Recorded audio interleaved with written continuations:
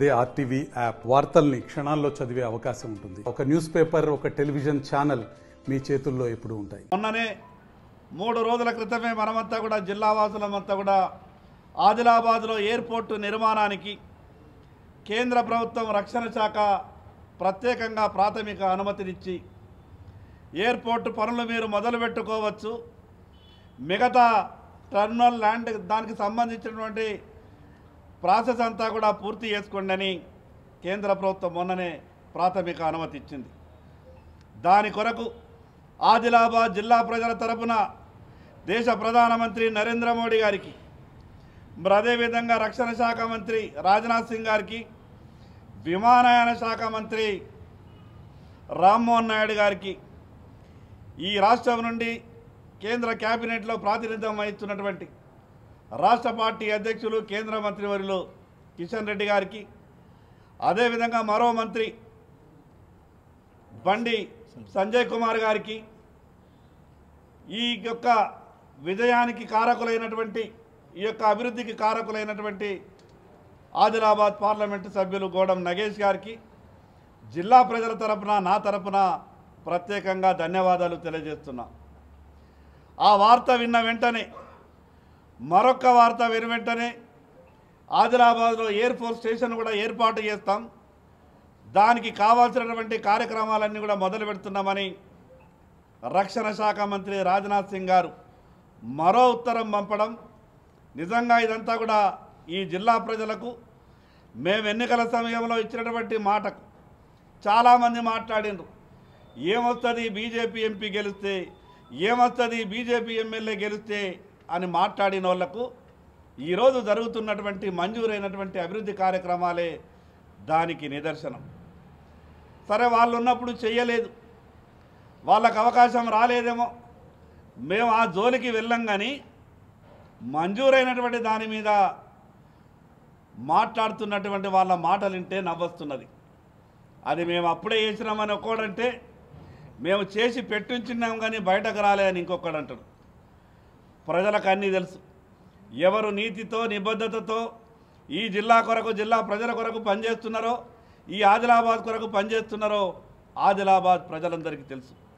ఇవే కాకుండా ఇంకా కేంద్ర ప్రభుత్వం నుంచి అనేకమైనటువంటి అభివృద్ధి కార్యక్రమాలు ఈ జిల్లాకు, ఆదిలాబాద్కు రానున్నాయి.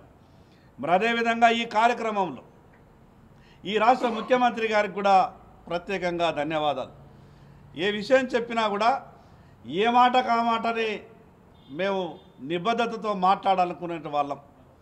రాజకీయాల సమయంలో మాత్రమే రాజకీయాలు మాట్లాడతాం, కానీ అభివృద్ధి విషయంలో సహకరించినటువంటి ప్రతి ఒక్కరికి కూడా ధన్యవాదాలు చెప్పేటటువంటి ప్రయత్నం చేస్తాం.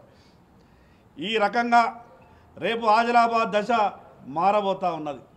పరిశ్రమలు వచ్చేటటువంటి అవకాశాలు ఉంటాయి, ఆదిలాబాద్ అభివృద్ధి జరిగేటటువంటి అవకాశాలు ఉంటాయి. ఈ సందర్భంగా అటు ఇటు కొన్ని రకాల మాటలు మాట్లాడే కొన్ని పార్టీల వాళ్ళకు చెప్పదలుచుకున్నాం. మీకు అవకాశం రాలేదేమో, మీతోని కాలేదేమో, కానీ మేము చేస్తున్నప్పుడు కొంత మంచి మనసుతో సహకరించేటటువంటి ప్రయత్నం చేయండి. మొన్న ఒక దుకాణం ముందుకు పెట్టుకున్నాడు మాజీ మంత్రి జోగురామన్న. 10 ఏళ్ళు పాపం ఏమి కుదరలేదు ఆయనకు. ఈ దేశంలోనే, ఈ రాష్ట్రంలోనే అత్యున్నత పదవి మంత్రిమండలిలో మంత్రి పదవి ఉండే. 4 సార్లు ఆదిలాబాద్కు ఎమ్మెల్యే అయిండు. 10 ఏళ్ళు అధికార పార్టీలో, 5 ఏళ్ళు మంత్రి, 5 ఏళ్ళు ఎమ్మెల్యే. అప్పుడు ఏమీ కుదరలేదు ఆయనకు. కానీ అంతా చేతులకి వెళ్ళిపోయిన తర్వాత మందంతా ఇంటికాడ కూర్చుని నువ్వు ఆరాం చేయనటువంటి సమయంలో సీసీఐ గురించి ధర్నా చేస్తున్నాడు. ఈరోజు ఈ జోగురామన్న సమాధానం చెప్పాల. నిజంగా నువ్వు నిబద్ధతతోనే ధర్నా చేస్తున్నావా, నలుగురికి మంచి కావాలని కోరుకుంటున్నావా, లేదా ఎన్నడూ లేని విధంగా ఆదిలాబాద్కు మంచి జరిగితే నేనెట్లా ఊకుండాలా, నా కళ్ళు ఎట్లా చల్లగా ఉంటాయని నీ కళ్ళు మండుతున్నాయా? ఆ విషయాన్ని ప్రజలే ఈరోజు గమనిస్తూ ఉన్నారు. ఆదిలాబాద్ జిల్లాలో, ఆదిలాబాద్ కేంద్రంలో చాలా సంవత్సరాలుగా మరి జిల్లా వాసుల యొక్క వాంఛ, కోరిక ఆదిలాబాద్లో విమానాశ్రయం కావాలి అని చెప్పేసి కోరుతున్నటువంటి సందర్భంలో మీరందరికీ కూడా తెలిసి ఈ మధ్యనే కేంద్ర ప్రభుత్వం ముఖ్యంగా చాలామంది అనుకున్నట్టుగా అది రక్షణకు సంబంధించినటువంటి 369 ఎకరాల భూమి ఉంది, అది విమానాశ్రయానికి ఇవ్వడానికి రూల్స్ ఒప్పుకో అని చెప్పేసి చాలామంది అనుకున్నారు. మేము కూడా పోయిన నెల కూడా మేము కూడా ఇక్కడ పత్రికల సమావేశం పెట్టినప్పుడు మేము క్లియర్ కట్గా కూడా చెప్పినాం, కొన్ని హర్డిల్స్ ఉన్నాయని చెప్పేసి, కొన్ని అడ్డంకులు ఉన్నాయి, హర్డిల్స్ ఉన్నాయి, వాటన్నిటినీ మేము క్లియర్ చేసే ప్రయత్నంలోనే నేను శాసనసభ్యులు ఉన్నాం. వాటిని క్లియర్ చేసిన తర్వాతనే మేము ముందుకు వస్తామని చెప్పేసి చెప్పడం జరిగింది. ఈరోజు కేంద్ర ప్రభుత్వం ప్రధాని నరేంద్ర మోడీ గారి యొక్క నాయకత్వంలో రాజ్నాథ్ సింగ్ గారు వారి రక్షణ శాఖ